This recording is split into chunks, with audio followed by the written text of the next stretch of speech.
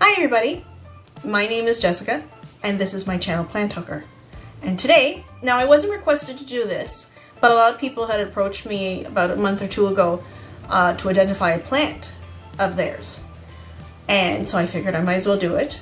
The reason why it took me so long is I was waiting for this guy to flower, but unfortunately he doesn't want to. But I will insert a picture of a flower after. But I'd like to introduce you to my Thanksgiving cactus. Isn't he pretty?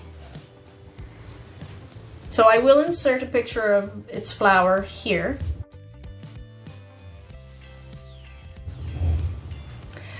But full disclaimer, this is actually my third Thanksgiving cactus.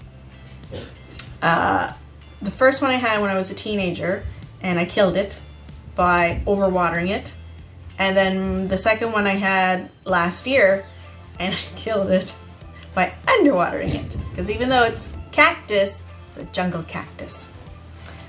But this one is specifically the Thanksgiving cactus.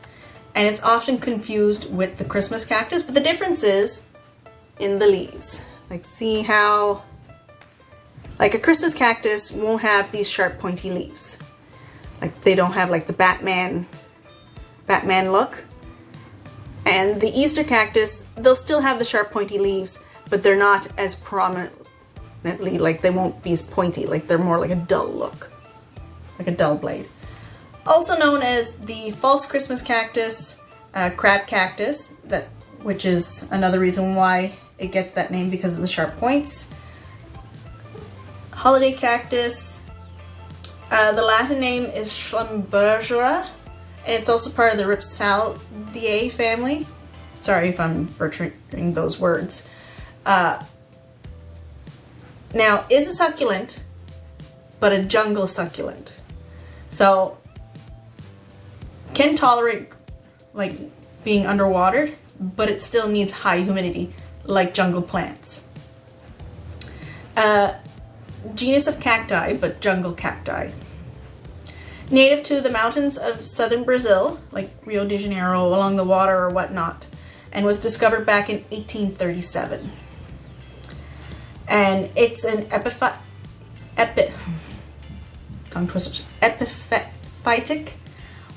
and or lithophytic, which means it in the wild is found to grow on trees or rocks. Now, in Brazil, they refer to this plant as the Flora de Maio, flowering in May, because in the southern hemisphere, these guys will flower in May, while here in the northern hemisphere, they flower in November, which is why it's called the Thanksgiving cactus. And hello, Gwen. Gwen needs to make an appearance. And since we are having a cat here, the best thing about Thanksgiving cactus and all the holiday cactuses is they are non-toxic to cats. So, the flowers on these guys can be anywhere from colors spanning to white, pink, yellow, orange, red, and purple. This guy is the pink one. So you'll see that like earlier once the flower comes up. Now, they're also part of two subspecies groups of the Schlumbergera. Thanksgiving is part of the Truncata, while the Christmas cactus is part of the Bucklei. Sorry if I'm butchering those words as well. Can get up to as tall as 4 feet, about 20 centimeters, I think, if I'm doing my conversions right, and can be as wide as 20 feet, so over 100 centimeters. Now, mine is about 6 inches tall and maybe a foot wide, if I include like the branch that's way over here. Well, with these flowers that this guy makes, they can produce a fruit if fertilized. And unfortunately, because of how deep the flowers are, it's not a bee that fertilizes these flowers, it's actually hummingbirds. Yeah. So they can produce a fruit, and it's another species of bird that comes and eats the fruit and like will get the seeds stuck in its beak and like rub it off on other trees or rocks, and that's how it procreates and produces. Now, once yours has flowered, it kind of needs like a little bit of a dark period and cool period so that it can like regain strength and come back to being lush and green like this. You also want to water them every between 11 and 22 days. Because I have a wood stove, I'm doing mine more along the lines of every 22 days, depending on how much the stove is on, because it's we're kind of in like the middle to the end of March now, and I'm not having it on as much as often, so I'll probably be more like in between the 11 and 22 days. But if you have like a consistent heating or it's during the summertime, this guy would probably be more towards the 11 days, while the bigger the pot would be closer to the 22. Fertilizer, I haven't fertilized mine yet, but they do suggest fertilizing them either every 3 weeks or with every second watering. And you'll want to use the flowering plant food. Apparently they don't like all-purpose or the other kinds. And again, since I haven't been fertilizing him yet, I'm not 100% sure how he'll react to it. If I ever do like an update on him, I probably will. Then I will let you know how that fertilizing goes once I get it. High humidity. He will want to be misted, and I mist him every 2 days, and he seems to be doing quite well with that. Is very happy. Like, I don't see any issues on his leaves or nothing, so I think we're all good. Part sun, part shade. I currently have him in a north-facing window, mostly because it's the window that's the furthest away from my wood stove, because I kind of have a feeling that my second Thanksgiving cactus, the wood stove, was one of the main reasons why it didn't survive, because I used to have that one in a west-facing window, and it was about between 10 to 15 feet away from the wood stove.